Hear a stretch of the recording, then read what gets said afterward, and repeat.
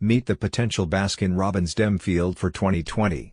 Washington, the 2020 Democratic presidential race really hasn't begun. There's just one notable announced candidate, and there are two who decided against bids last week, Michael Avenatti, Deval Patrick, but it's pretty clear that it will be the most wide-open Democratic presidential field since 1992.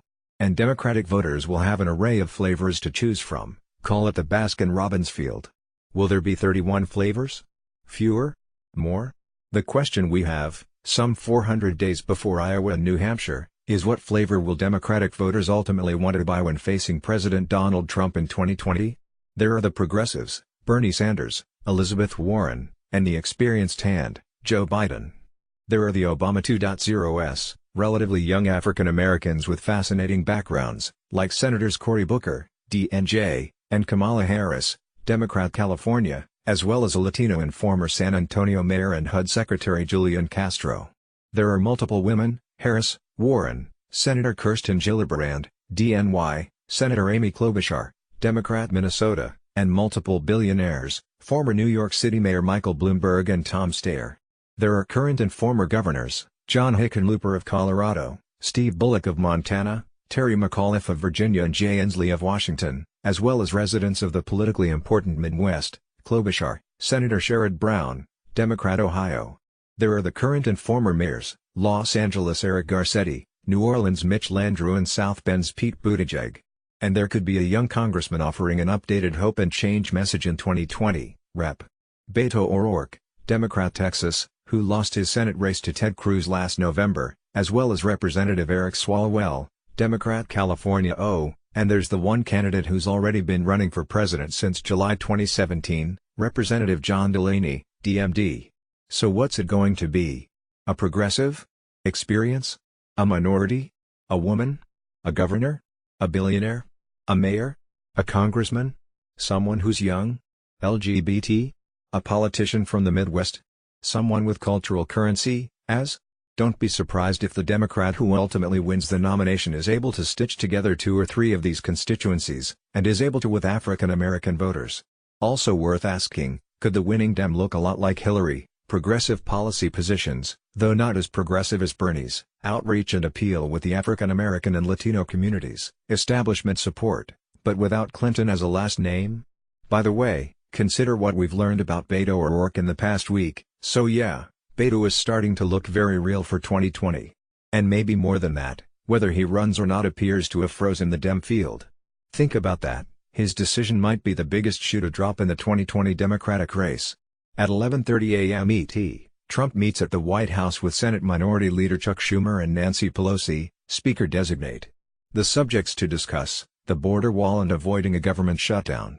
Democratic leaders plan to offer President Trump $1.3 billion in funding for a border fence when they meet Tuesday at the White House, a bid that falls far short of the $5 billion Trump is demanding to fund a border wall. The Democrats, Republicans and the White House have until December 21 to reach a budget deal if they are to avert a partial government shutdown, but talks are deadlocked over funding for the wall. Pelosi and Schumer released this statement on Monday night, per NBC's Alex Moe. Republicans still control the House, the Senate, and the White House, and they have the power to keep government open. Our country cannot afford a Trump shutdown, especially at this time of economic uncertainty. This holiday season, the president knows full well that his wall proposal does not have the votes to pass the House and Senate, and should not be an obstacle to a bipartisan agreement. But Trump is still demanding his border wall. ICE, Border Patrol and our military have done a fantastic job of securing our southern border.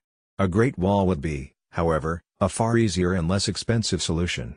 We have already built large new sections and fully renovated others, making them like new, he tweeted this morning. Maria Butina, the Russian woman accused of running a secret campaign to influence powerful American conservatives, has agreed to plead guilty to conspiring to act as a foreign agent, bringing to a close a case that had drawn headlines with prosecutors talking of a sly seductress who traded sex to further the aims of her spy masters in Moscow.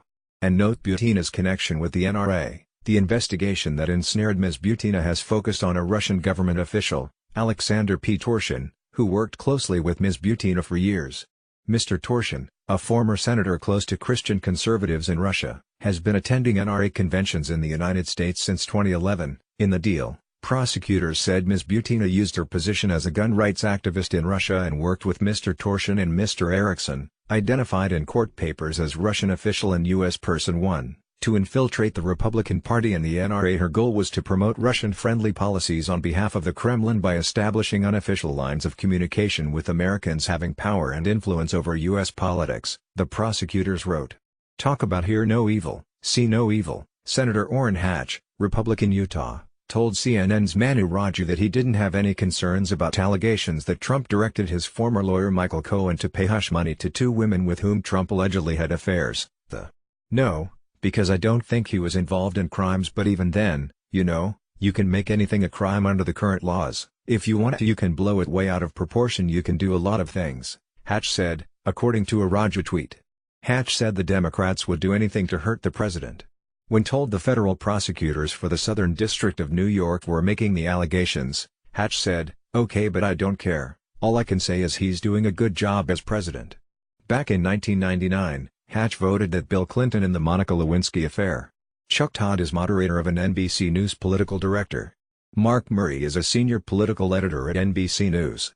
Carrie Dan is a political editor for NBC News.